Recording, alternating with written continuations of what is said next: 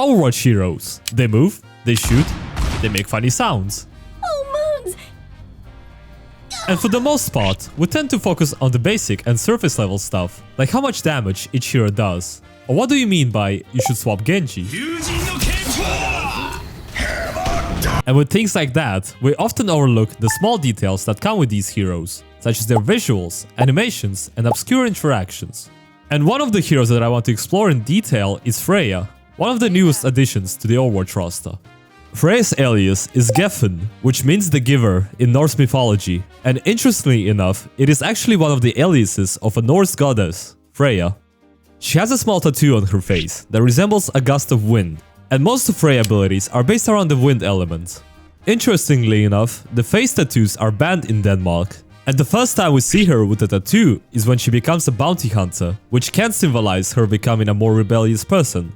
And since I mentioned Norse mythology, the necklace you see on Freja could also be a small homage to the necklace that the goddess Freja wears. The icon on her back is a futuristic looking snowflake, which I assume represents the cold nature of Freja and the country she comes from.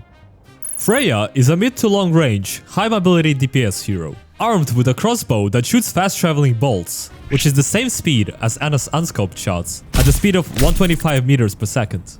A key part of Freja's visual identity is her cloak, which isn't just a design choice, but also the main part of her silhouette. In Overwatch, a hero's silhouette helps us recognize which hero we are looking at from a distance. If we were to remove Freja's cloak, then won't you be able to tell me which one of these silhouettes is Freja? The second one. But if we were to take the same silhouette and just add her cloak back, she immediately becomes more recognizable. Oh, and if you were wondering, Freja is around the same height as Widowmaker and Ashe, just a bit shorter. Freja's cloak also acts as an ability indicator. When using Take Aim or Ball Shot, Freja's cloak takes a different form. During the slow motion phase of Take Aim ability, her cloak takes a more sharp and spread out shape, which kind of looks like the shape of a bolt tip if you look at her shadow. The glow inside her cloak also shifts from the bottom to the top, highlighting Freja and making her more visible to the enemy team. We can also notice a similar transformation during her ultimate, but this time her cloak takes a shape of open wings. If you look closely at the shadow she casts, it sort of resembles an eagle or a falcon. When you look at Freja's crossbow from a first-person view, you may notice that her bolt is loaded inside of her gun, and when you shoot it, it comes out from the lower part of a crossbow barrel. Unless you're using secondary fire, which then brings a bolt outside of a barrel. But if we look at Freja's model from the third-person view, you'll notice that she actually has the bolt loaded above the crossbow barrel, and one underneath it. This one loads a new bolt when you start shooting. So why is there no visible bolt in the first-person view? There are probably two reasons for that. Removing a bolt from first-person view makes the gun model look more cleaner, and it obscures less of your screen, as well as it being less distracting. And also most likely so that you can differentiate primary fire from secondary fire a bit easier. Or maybe because it just looks more badass in third-person view, but that's just a theory. When you hit enemies with your secondary fire, your bolt sticks to the player model and is visible from their point of view. Similar to heroes like Echo or Orisa. You can also see the volley shot attached to you as well, with noticeable star particles around your screen, which is a particle for stun effects. And now for a fun hidden bolt fact. If you shoot at the wall or floor, your bolts will stick to them, but afterwards they'll start to slowly disappear. And as a nice little detail, they also sometimes leave a small bright spark behind. You can also see the same effect on heroes, and the spark changes color to a red color. I've tried doing the same thing for other heroes who also leave a projectile on the floor, and it seems like Freja is the only hero so far that has this little detail. Freja's quick melee attack is quite similar to the one that Widowmaker and Soldier have, except it is more angled in the first-person view and the third-person view. This makes Freja the 10th hero who uses primary gun for a quick melee. Most heroes in Overwatch have different reload speeds. Some are pretty fast, some are really slow. And some just don't have to reload at all. With heroes like Sombra or Ana, the reload is instant as soon as the magazine enters the weapon. But with Freja, it's a little different. She first inserts a magazine into her crossbow, but she then has to apply extra force to fully lock it in. It's a two-step process, and it makes her reload slightly longer than it first appears. So, if you're somebody like me, who loves using melee to cancel reload animation right at the end, then keep this in mind.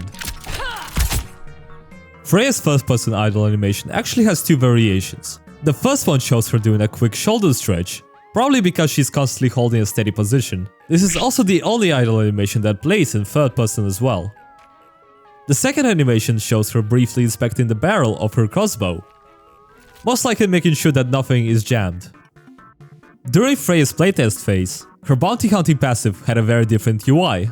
Originally, it was located below her dash ability icon, but at the time, it was pretty vague about what the three shapes were even supposed to represent. The current UI is a huge improvement.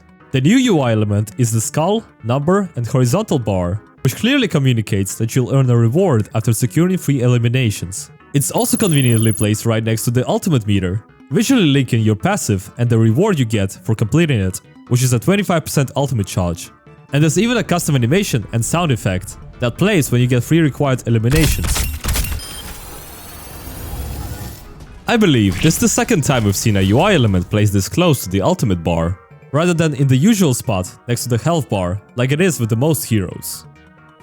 When Freya eliminates Echo, she says the following voice line,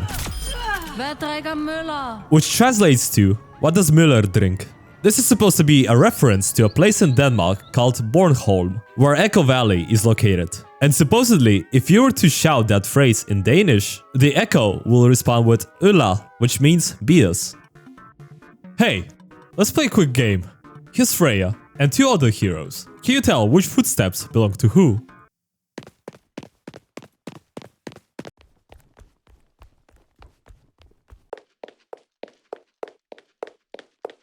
If you got it right, then good job.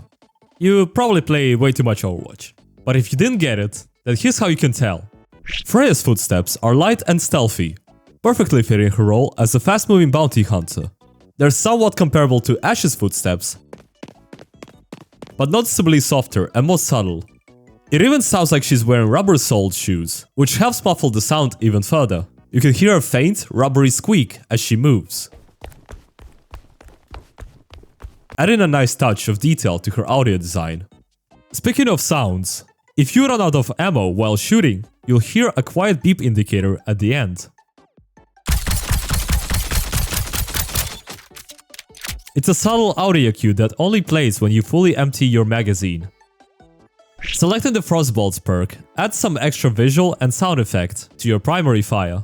The perk's main feature is that it slows enemy down for 2 seconds after hitting 3 bolts. And when you land those 3 bolts, you'll see and hear a frozen gust of wind swirl around the enemy, as well as a purple effect around the lower part of target's model. And this slow effect also stacks with Maze Freeze. So you know what to do if you don't want enemy team to have fun. Now, let's get into some interesting gameplay related stuff I found about Freya. Did you know that Freya can technically pull off an environmental kill? While it's pretty difficult, it's possible to boop enemies using her secondary fire, as long as they are close to the edge of a map. Another great use of her secondary fire is the time slow effect. Not only does it give you more time to aim precisely, but it's also a mobility tool. For example, if you can't reach a high ground spot with a regular jump, then try jumping while using secondary fire, which slows you down mid-air and gives you just enough momentum to make it. And if you combine it with your updraft ability, you can reach even higher places like this Dorado First Gate. If you run out of ammo on your primary fire, then don't worry, you can still shoot using your secondary fire. And if your reload animation starts, you can use quick melee to cancel it and immediately activate take aim ability. Never stood a chance. If you're near the edge of a map and Lucio tries to boop you off, just try activating your take aim ability.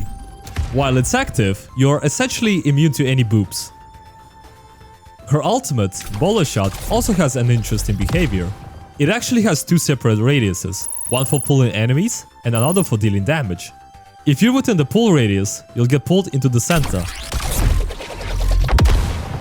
But if you're just barely outside the pull zone, you can still take damage without getting pulled. And after using your ultimate, it takes about 6 seconds before you can start actively building ultimate charge again. This delay is likely in place to prevent players from rapidly earning a second ultimate. Here's why. In theory, if you have your ultimate ready and 3 bounty kills stacked from your passive, you'll instantly gain plus 25% ult charge as soon as you activate Bullet Shot. Then, if you manage to score 3 more kills during your ultimate, you earn another 25%. Now imagine if you could also gain ultimate charge from dealing damage during that time. You could potentially build up a second Bullet Shot right after using the first one. If you like series like this one, then let me know which hero you'd like me to cover next. Also make sure to join the Discord server, and thank you all for watching.